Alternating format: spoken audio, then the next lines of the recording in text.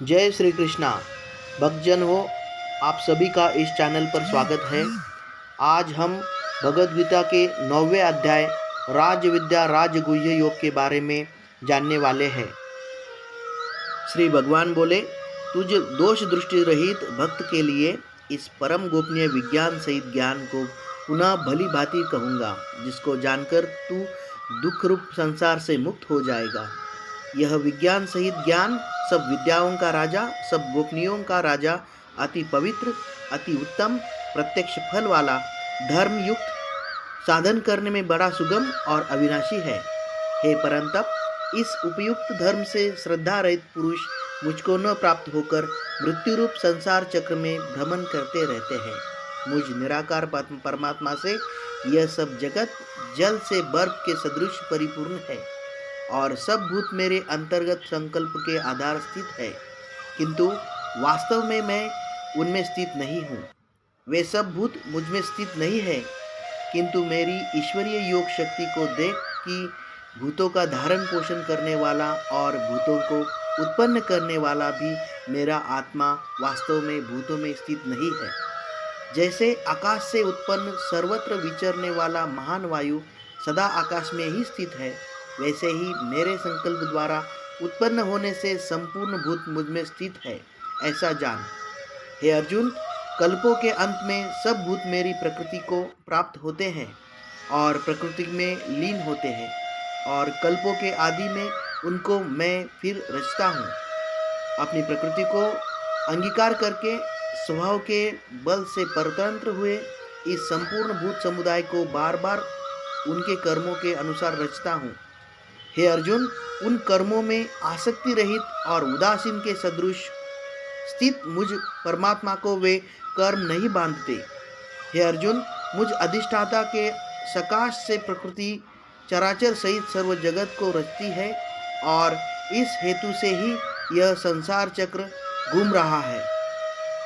मेरे परम भाव को न जानने वाले मूढ़ लोग मनुष्य का शरीर धारण करने वाले मुझ संपूर्ण भूतों के महान ईश्वर को तुच्छ समझते हैं, अर्थात अपनी योग माया से संसार के उद्धार के लिए मनुष्य का रूप में विचरते हुए मुझ परमेश्वर को साधारण मनुष्य ही मानते हैं।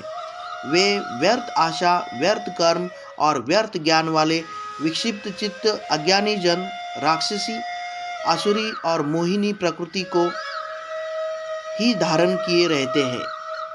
परंतु हे कुंती पुत्र, दैवी प्रकृति के आश्रित महात्मा जन मुझको सब भूतों का सनातन कारण और नाश रहित अक्षर स्वरूप जानकर अनन्य मन से युक्त होकर निरंतर भजते हैं।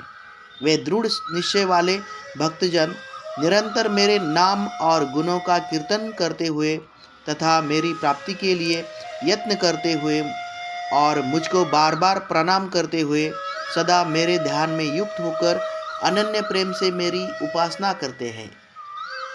दूसरे ज्ञान योगी मुझ निर्गुण निराकार ब्रह्म का ज्ञान यज्ञ द्वारा अभिन्न भाव से पूजन करते हुए भी मेरी उपासना करते हैं, और दूसरे मनुष्य बहुत प्रकार से स्थित मुझ विराट स्वरूप परमेश्वर की पृथक भावना से उपासना करते हैं। क्रतु मैं हूँ, यज्ञ मैं हूँ, स्वधा मैं हूँ, औषधि मैं हूँ, मंत्र मैं हूँ, घृत मैं हूँ, अग्नि मैं हूँ और हवन रूप क्रिया भी मैं ही हूँ। इस जगत का धाता अर्थात धारण करने वाला एवं कर्मों के फल को देने वाला पिता, माता, पितामह, जानने योग्य पवित्र ओंकार तथा ऋग्वेद, सामवेद और यजुर्वेद भी मैं ही हूँ। प्राप्त होने योग्य परम धाम, भरण पोषण करने वाला, सबका स्वामी, शुभाशुभ का देखने वाला, सबका वासस्थान, शरण लेने योग्य, प्रत्युपकार न चाहकर हित करने वाला, सबकी उत्पत्ति प्रलय का हेतु, स्थिति का आधार, निधान और अविनाशी कारण भी मैं ही हूँ। मैं ही सूर्य रूप से तपता हूँ, वर्षा का आकर्षण करता हूँ और उसे बरसाता हूँ। हे अर्जुन, मैं ही अमृत और मृत्यु हूँ और सत असत भी मैं ही हूँ। तीनों वेदों में विधान किए हुए सकाम कर्मों को करने वाले, सोम रस को पीने वाले, पाप रहित पुरुष मुझको यज्ञों के द्वारा पूजकर स्वर्ग की प्राप्ति चाहते हैं, वे पुरुष अपने पुण्यों के फल रूप स्वर्गलोक को प्राप्त होकर स्वर्ग में दिव्य देवताओं के भोगों को भोगते हैं। वे उस विशाल स्वर्गलोक को भोगकर पुण्य क्षीण होने पर मृत्युलोक को प्राप्त होते हैं। इस प्रकार स्वर्ग के स्वाधन रूप तीनों वेदों में कहे हुए सकाम कर्म का आश्रय लेने वाले और भोगों की कामना वाले पुरुष बार बार आवागमन को प्राप्त होते हैं, अर्थात पुण्य के प्रभाव से स्वर्ग में जाते हैं और पुण्य क्षीण होने पर मृत्युलोक में आते हैं।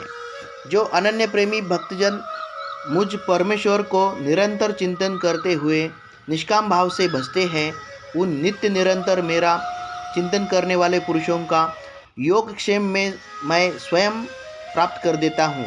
हे अर्जुन, यद्यपि श्रद्धा से युक्त जो सकाम का भक्त दूसरे देवताओं को पूजते हैं, वे भी मुझको ही पूजते हैं, किंतु उनका वह पूजन अविधि पूर्वक अर्थात अज्ञान पूर्वक है, क्योंकि संपूर्ण यज्ञों का भोक्ता और स्वामी भी मैं ही हूँ, परंतु वे मुझ परमेश्वर को तत्व से नहीं जानते, इसी से गिरते हैं अर्थात पुनर्जन्म को प्राप्त होते हैं।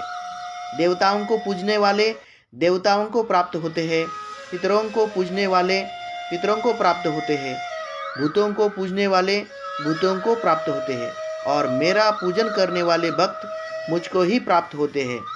इसलिए मेरे भक्तों का पुनर्जन्म नहीं होता। जो कोई भक्त मेरे लिए प्रेम से पत्र, पुष्प, फल, जल आदि अर्पण करता है, उस शुद्ध बुद्धि निष्काम प्रेमी भक्त का प्रेम पूर्वक अर्पण किया हुआ वह पत्र पुष्पादि मैं सगुण रूप से प्रकट होकर प्रीति सहित खाता हूँ।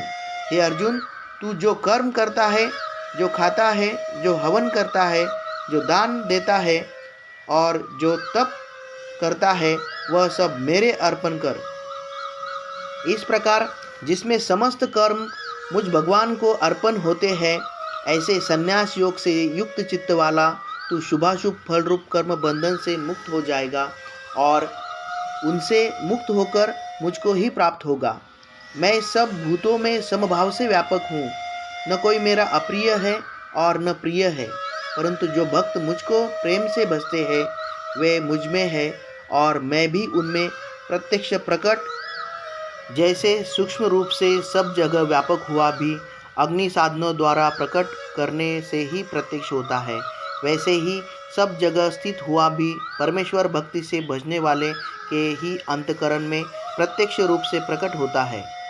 यदि कोई अतिशय दुराचारी भी अनन्य भाव से मेरा भक्त होकर मुझको भजता है, तो वह साधु ही मानने योग्य है, क्योंकि वह यथार्थ निश्चय वाला है, अर्थात उसने भली भांति निश्चय कर लिया है कि परमेश्वर के भजन के समान अन्य कुछ भी नहीं है। वह शीघ्र ही धर्मात्मा हो जाता है और सदा रहने वाली परम शांति को प्राप्त होता है। हे अर्जुन, तू निश्चयपूर्वक सत्य जान कि मेरा भक्त नष्ट नहीं होता। हे अर्जुन, श्री वैश्य, शूद्र तथा पाप योनि चांडालादि जो कोई भी हो, वे भी मेरे शरण होकर परम गति को ही प्राप्त होते हैं। फिर इसमें कहना ही क्या है, जो पुण्यशील ब्राह्मण था, राजर्षि भक्तजन मेरी शरण होकर परम गति को प्राप्त होते हैं। इसलिए तू सुख रहित और क्षणभंगुर इस मनुष्य शरीर को प्राप्त होकर निरंतर मेरा ही भजन कर। मुझ में मन वाला हो, मेरा भक्त बन, मेरा पूजन करने वाला हो, मुझको प्रणाम कर। इस प्रकार आत्मा को मुझ में नियुक्त करके मेरे परायण होकर तू मुझको ही प्राप्त होगा। इस तरह से हमने भगवद गीता के 9वें अध्याय राजविद्या राजगुह्य योग के बारे में संज्ञान लिया। जय श्री कृष्ण।